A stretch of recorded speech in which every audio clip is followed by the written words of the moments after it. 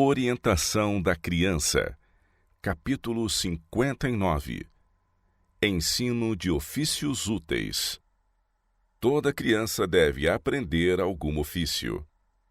O descuido dos pais ao deixar de dar ocupação aos filhos que assumiram a responsabilidade de trazer ao mundo tem resultado em indizível mal, pondo em perigo a vida de muitos jovens e lhes invalidando grandemente a utilidade. É um grande erro permitir que moços cresçam sem aprender algum ofício. Da coluna de nuvens, Jesus ordenou aos hebreus por meio de Moisés que deviam ensinar os filhos a trabalhar, que lhes deviam ensinar ofícios e que ninguém devia ficar ocioso. Deveis ajudar vossos filhos a adquirir conhecimento, para que, se necessário, possam viver de seu próprio trabalho. Deveis ensinar-lhes a ser decididos em seguir aos apelos do dever. Ensinar a usar ferramentas. Quando as crianças alcançam a idade própria, devem ser desprovidas ferramentas.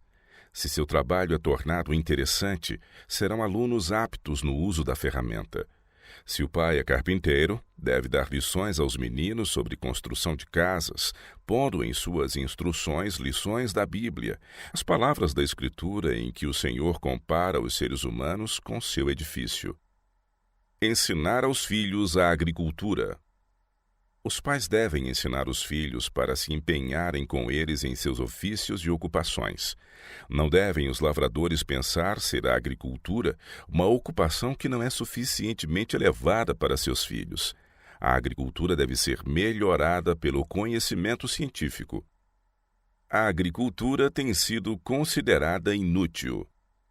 O povo diz que o solo não compensa o trabalho que nele se faz, e muitos deploram a triste sorte dos que o cultivam.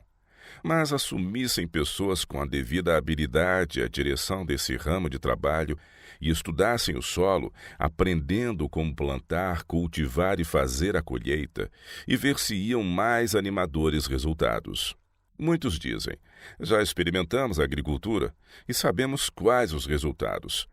No entanto, essas mesmas pessoas precisam saber como cultivar o solo e aplicar a ciência em seu trabalho. A relha de seus arados deve fazer sulcos mais profundos, mais amplos, e precisam aprender que, ao cultivar o solo, não necessitam tornar-se de natureza comum e rude. Aprendam a lançar a semente no devido tempo, a dar atenção à vegetação e a seguir o plano que Deus determinou. Ensino de incalculável valor.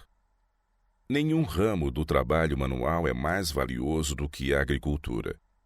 Um esforço maior deve fazer-se a fim de criar e incentivar o interesse nos trabalhos da agricultura. Chame o professor a atenção para o que diz a Bíblia sobre a agricultura, que cultivar a terra era o plano de Deus para com o homem, que ao primeiro homem, o governador do mundo inteiro, foi dado um jardim a cultivar, e que muitos dos maiores vultos do mundo, a verdadeira nobreza deste, foram cultivadores do solo. Mostrai as oportunidades de uma vida tal. Aquele que ganha a sua vida pela agricultura escapa de muitas tentações e frui inúmeros privilégios e bênçãos negados àqueles cujo trabalho é nas grandes cidades. E nestes dias dos colossais monopólios e rivalidade comercial, poucos há que desfrutam de uma independência tão real e de tão grande certeza de bons rendimentos de seu trabalho como o cultivador do solo. O valor especial dos produtos frescos. Famílias e instituições devem aprender a fazer mais quanto ao cultivo e aperfeiçoamento da terra. Se o povo tão somente soubesse o valor dos produtos da terra que ela produz a seu tempo, seriam feitos mais diligentes esforços para cultivar o solo. Todos se devem achar relacionados com o valor especial das frutas e verduras frescas, colhidas do pomar e da horta. As escolas devem instruir nos ofícios úteis. O ensino manual merece muito mais atenção do que tem recebido. Devem-se estabelecer escolas que, em acréscimo à mais elevada cultura intelectual e moral, provejam as melhores possibilidades para o desenvolvimento físico e educação industrial. Deve-se ministrar instrução em agricultura, manufaturas, abrangendo tantos dos seus mais úteis ramos quanto possível, bem como em economia doméstica, arte culinária saudável, costura, confecção de roupas, tratamento de doentes e coisas correlatas. Devem ser providas hortas, oficinas, salas de tratamentos e o trabalho em todo o ramo cumpre estar sob a direção de instrutores hábeis. Importa que o trabalho tenha um objetivo definido e seja completo. Conquanto cada pessoa precise de alguns conhecimentos em ocupações diferentes, é indispensável que se torne hábil em ao menos uma delas. Todo jovem, ao deixar a escola, deve ter adquirido conhecimento em algum ofício ou ocupação com que, se for necessário, possa ganhar sua subsistência. Preparo de duplo valor. Ligados às escolas, deve haver estabelecimentos que desenvolvam vários ramos de trabalho, a fim de os estudantes terem ocupação e o necessário exercício fora das horas de estudo. Depois, poderiam obter conhecimentos práticos de ofícios, ao mesmo tempo que vão adquirindo sua instrução literária. Conhecimento técnico vale mais que o científico. Deveria ter havido professores experimentados que dessem lições às jovens na arte culinária. Às moças dever-se-ia ter ensinado a cortar, fazer e consertar roupas, tornando-se assim preparadas para os deveres práticos da vida. Para os jovens, devia haver estabelecimentos em que pudessem aprender diferentes ofícios, que dispusessem em exercício os músculos, bem como as faculdades mentais.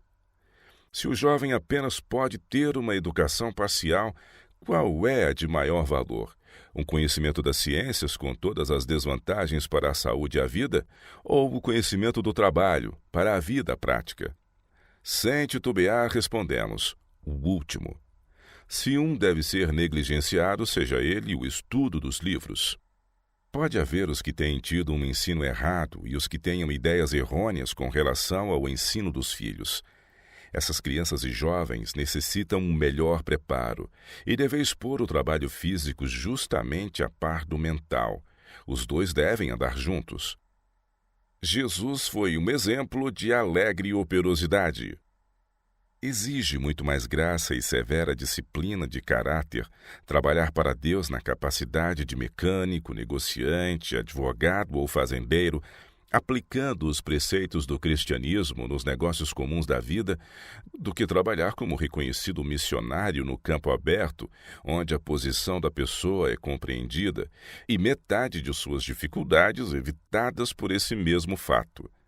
Exige músculos e nervos espirituais fortes, o aplicar a religião na oficina e no escritório, santificando os detalhes da vida de cada dia e subordinando cada transação mundana à norma de um cristão bíblico. Durante os seus 30 anos de retiro em Nazaré, Jesus trabalhou e descansou, comeu e dormiu, semana após semana e ano após ano, da mesma forma que os seus humildes contemporâneos. Não chamou a atenção para si mesmo como notável personagem. No entanto, era o Redentor do mundo, o adorado dos anjos, fazendo todo o tempo o trabalho de seu Pai, deixando uma lição que devia permanecer para a imitação da humanidade até ao fim do tempo. Essa lição essencial de alegre operosidade nos deveres necessários da vida, embora humildes, ainda deve ser aprendida pela maior parte dos seguidores de Cristo.